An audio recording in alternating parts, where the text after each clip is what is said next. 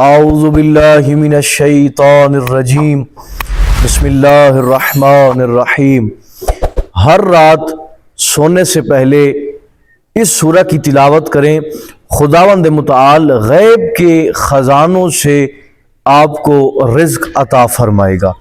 مومنین، آپ جانتے ہیں کہ یہ معاشرہ طرح طرح کی مشکلات سے دوچار ہے، اور ایک اہم مشکل جو سب سے بڑی مشکل ہے وہ معاشرے کے اندر غربت ہے۔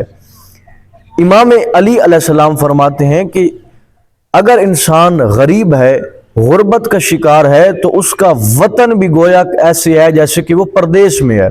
لہذا غربت بہت بڑی مشکل ہے کہ جس سے جوان بھی متاثر ہیں اور تمام مومنین مومنات متاثر ہیں۔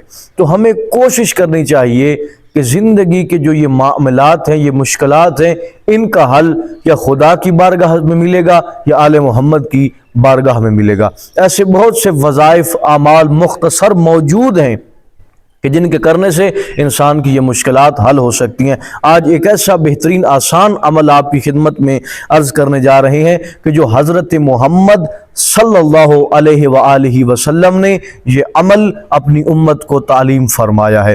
نبی فرماتے ہیں کہ جو بھی انسان یہ سورہ پڑھتا ہے، میں آپ کو آخر بتاؤں گا کہ وہ سورہ کون سی ہے۔ سب سے پہلے اس سورہ کے فضائل آپ کو آنے معلوم ہونے چاہیے کہ نبی نے جس سورہ کو تعلیم فرمایا ہے، اس کے پڑھنے کے برکتیں کیا ہیں، اس کے پڑھنے کی فضیلت کیا ہے۔ نبی فرماتے ہیں کہ جو بھی انسان اس سورہ کی تلاوت کرتا ہے اس کا شمار غافلین میں نہیں ہوتا۔ پہلا یہ اجر، پہلا ثواب۔ دوسرا کہ وہ انسان فقر و فاقہ، غربت میں مبتلا نہیں ہوتا۔ یہ دوسرا اجر جو اس سورہ کے پڑھنے کا بتایا ہے۔ اور پھر فرمایا کہ نماز عشاء کے بعد اس سورہ کی تلاوت کرنے سے خدا رزق وسیع فرماتا ہے اور اس انسان کو غیب کے خزانوں سے مالا مال فرماتا ہے۔ اور چوتھا، اس سورہ کو گھر میں لٹکانے سے گھر میں خیر و برکت آتی ہے، گھر میں رزق آتا ہے۔ کوشش کریں کہ اس سورہ کو آپ زندگی کا معمول بنائیں۔ کرنا کیا ہے؟